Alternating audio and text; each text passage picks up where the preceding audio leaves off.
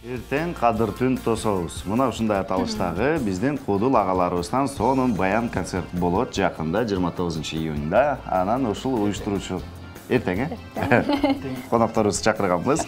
Жамбыл Камчиев жана ушул уюштуруучу тобунун мүчөсү Орозбек Осмонов.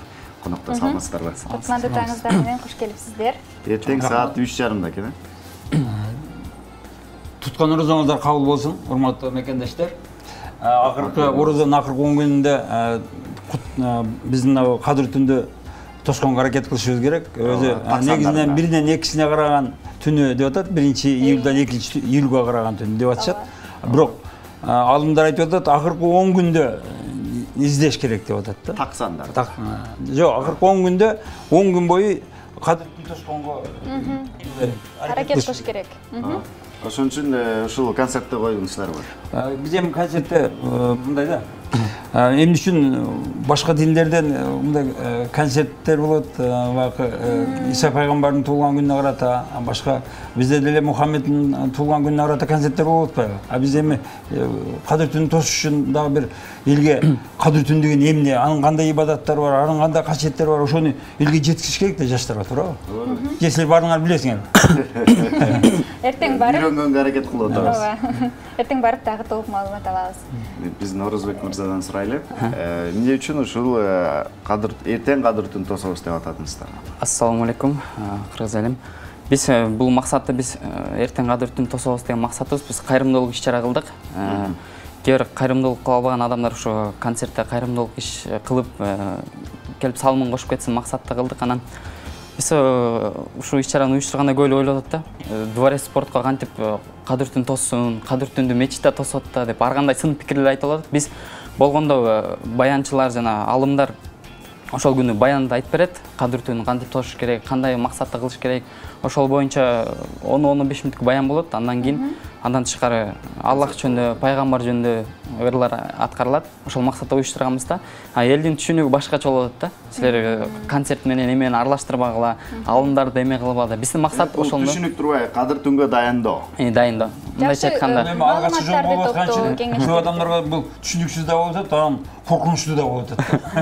Эмне үчүн спорт сарайда алымдар чыгып сүйлөш керек деп. Мечитте сүйлөш керек дейт. Немеде кудулдар, ырчылар ошол филармонияда же болбосо спорт сарайда концерттерин коюш керек деп бөлүп коюшту да, адамдар күндө ушундай түшүнүк пайда болуп калыптыр да. Ар кайсы жерде айтылып берсе болот. чын. Мисалы мечитте деле чубак ажы өзү күлдүрүп атпайбы? Биз күлдүрө турган жерде ал күлдүрүп атат. Чындыгында эле биз көп байкап көрдүк. Мына изилдеп көрсөк, бүт эле сахнада ырчылар бир ушундай дин жөнүндө, пайгамбар жөнүндө ырдашпаптыр бир сахнада. Биз ошол сыяктуу бардык ырчыларды жана пайгамбар, ата-энени ырдаган ырчыларды чогултуп, ушул масштабта кылып атабыз да. Жыл сайын өткөрө тургандай кылып, пландап атабыз да, жыл сайын. Буюрса, мында тактап айткан жоксуң, кайрымдуулуктан түшкөн акчаны ошол элдин өзүнүн катышуусунда мына бөйрөгүн аппараты менен иштетип аткандар бар экен, гемодиализ коюп аткан го. Ошого жардам берели, мынабу Акынбаева менен Карл Маркс көчөсүндө көптөн бери мындай кезекте турушуп, кыйналып, акчадан, каражаттан кыйналып аткандар жөнүндө угуп, биз ошолорго жардам берсекпи деп чечтик да. Ошо негизинен. Ороз айы соопчулуктарды иштей турган ай, болушунча сооп иштеп алайын деп аткан турбайсыздарбы? Соопчулукка иштеп алайлы. Жараткан кабыл болсун. Ооба. Анан Калпакчаны биринчи көрүп атам сизди эфирден. Мен дайым эле Калпакчан жүрөм. Неме мен башкача болуп турат да.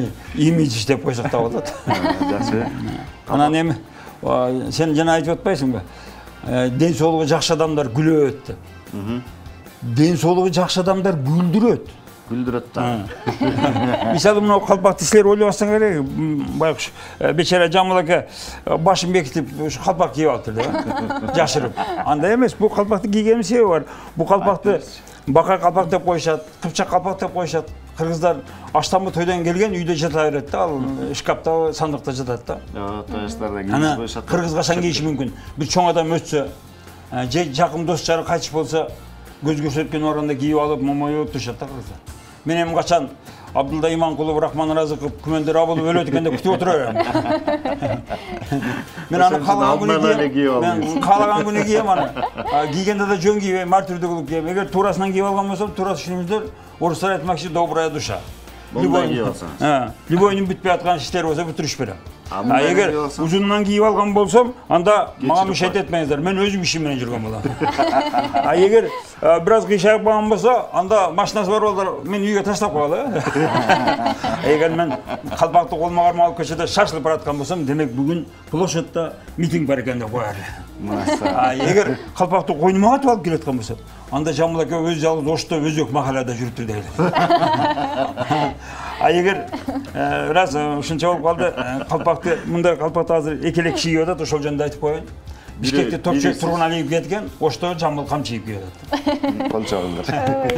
Наке, көрдүңүзбү? Көптөгөн көрөрмандарыңыз дагы сагынып калса керек сиздин тамашаларыңызды. Мен кичинекей кезимде ата-энелериме кошулуп көрөт элем. Өзүңүз тууралуу сурай кетсек, баягы балким өзүңүз да концерт берип каласыз. Жакшыбы? Ошончо күлдүрөйүн деп атасыз да. Ошо орозо тутабыз, Кудай калса сиз дагы неме туткула, эгер мүмкүнчүлүгүңөр болсо. Тутуп атабыз. Анан орозонун бир 3 касиети бар экен да. Биринчиден, орозо туткан адам ички аппарат тазаланат экен. Инсульт болбойт экен, сахардан диабет болбойт экен. Орозо туткан адам гипертония болбойт экен. Экинчиден, билип калган, билбей калган күнөөлөр болсо кечирилет экен.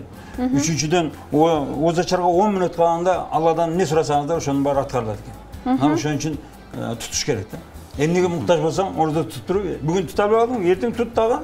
Оз ачарга 10 мүнөт калганда Алладан сура, кийинки күнү баардыгы орундалат, Кудай буйрса. Ооба. Ошондой уккан жайыбыз бар, андыктан баардыгыбыздын жакшы тилектерибизди кабыл кылсын дейли. Орозбек мырза, сиз өзүңүз кармадыңызбы орозо? Орозо кармадык. Кабыл болсун. Рахмат, мен былтыр кармап, аракет кылып былтыр себептерин улам ачып алдым.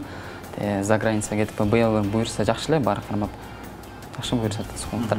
Салкында болуп атат дейм. Ооба, Кудайга шүгүр, баягы салкын болуп жакшы болуп атат. Токтолуп кетсем болобу? Тиги чындыгында биз жана аз камсыз болгон үй бүлөлөр мына кыйналып аткан адамдар элге кайрыла албайт экен да. Мен ушинтип кыйналып атам, мындай кылып атам деп алар жашырып жүрүп экен, ошол эмесинчи айта албай эле. Анан ошол сыяктан биз өзүбүз больницаларга барып, эмнелерге барып кыдырып, өзүбүз көрүп, анан адамдардын аттарын жазып алып, анан кылайын деп атабыз да, буйрса. Эң жакшы бул кайыр садака билгизбей берилген кайыр садака деп коет. Ошондой болсо керек да. Билгизбей бергенге аракет кылат, бирок билдирбесең анда Жамбыл өзү жеп алды деп айтышы мүмкүн да. Ошон үчүн биз орозо көз билдирип, көрсөтүп, мына деп мүмкүн телевидениеден чакырып барып, тарттырып берип атканыбыздан бери. Ансыз болбойт. Азыр адамдар азыр ишенбей калды. Бирине бири ишенбейт. Азыр өзүнө өзү ишенбей калды адамдарчы. Бирок сиз жеп койбойсуз. Бирок сиз жеп койбойсузбу? Жебегенге аракет кылабыз да. Чын эле азыр чындыгында азыр кайрымдуулук иш-чаралары көп болуп атат. Ай сайын 5-тен 6-дан болуп атат. Келип элдин. Сиз демек кайрымдуулук иш-чараларды уюштуручу, анан көбүнчө ойлойт экен кээбилер ушундай акча табуу максатында, эмек максатында депчи. Биз ар бир 1 сомго чейин эсептеп салып атабыз, өзүбүз 10 сом чыгарып үйдөнчү, жол киргече эме кылып. Ошол сыяктуу биз бардык 1 сомго чейин эсептеп, көзөмөл кишилер болот, тартипти эме кылып жеткирип беребиз деген ойдобуз. Эртең 29-июнь күнү Кожом палатындагы спорт сарайда 15-тен 30 мүнөт өткөндө башталат. Андан кийин катышуучулар жөнүндө айтып койсоңуз. Катышуучулардын айрымдары баш тартып атат, себеби ооруп калышыптыр. Ооруган неметип атат. Анан негизинен башка бул немеде жарнамада жок адамдар да келип атышат. Биз да катышып койсокпу деп. Анан ошолорго да мүмкүнчүлүк беребиз, Кудай буйрса. Жакшы. Демек ооба, кайрылгандар көп болуп атыптыр да. Сиздер дагы урматтуу теле көрүүчүлөр, мынакей жашынакай билеттерди алып келипсиздер биздин көрүүчүлөргө. Ушуну сиздер Facebook'та таңкы 5-баракчабызга кирип, активдүү катышып, сиздерге ыйгарабыз. Бирок мен баары бир ойлойм, буну сиздерге акысыз ыйгарсак дагы барганда өзүңүздөрдүн мындай жүрөгүңүздөрдөн чыккан телемди кошуп койсоңуздар болот. Ар кимдин каалоосу, биз ооба. Биз мындай кыстабайбыз, зордобойбуз. Негизги максаты кайрымдуулук концерт болуп аткандан кийин сөзсүз түрдө катышып кетели. Бардыгыбыз эртең 29-июнда Кожомкул атындагы спорт сарайында болот экен. 3-төн 30 мүнөт өткөндө, түшкү 3-төн 30 мүнөт өткөнгө 15-30. Билет баасы 100 сом. Андықтан бардыңыздарды чакырабыз. Сиз ал жакка концерт деле көрүп кетпестен кайрымдуулуу иш-чарасынын дагы катышуучусу болот экенсиз. Андан дагы сырткары баягы пайдалуу кадыр түнтөндө көбүрөөк маалымат билип алат экенбиз. Рахмат сиздерге. Силерге да рахмат. Бизге мүмкүнчүлүк түзүп, шарт түзүп берген жетекчиликке ушул 5 каналга ийгилик каалайбыз. 5 каналды элдер жакшы көрүшөт. Мен байкайм. Себеби бир жолу айтып коеюн. Жок. Бир каналды көрөйүн деп атсам, жок, мен 5 каналды көрүп келип атат деп отура берет да жаш балдар. Байкайм деп, значит, биздеки бар. Жаш балдарга салам айтып коебуз. Рахмат, келип бергениңиздер үчүн ыраазычылык билдиребиз. Ушул концертиңиздер жакшы өтсүн, жана дагы эл үчүн ушундай кызмат кылып жүрө бериңиздер. Эң башкысы сиздердин кайрымдуулугуңуздар кабыл алынсын, абыл болсун, жана дагы эң жакшы деңгээлде өткөрүп алыңыздар. Рахмат, Нияз. Сиздер азаматсыздар, ыраазычылык билдиребиз.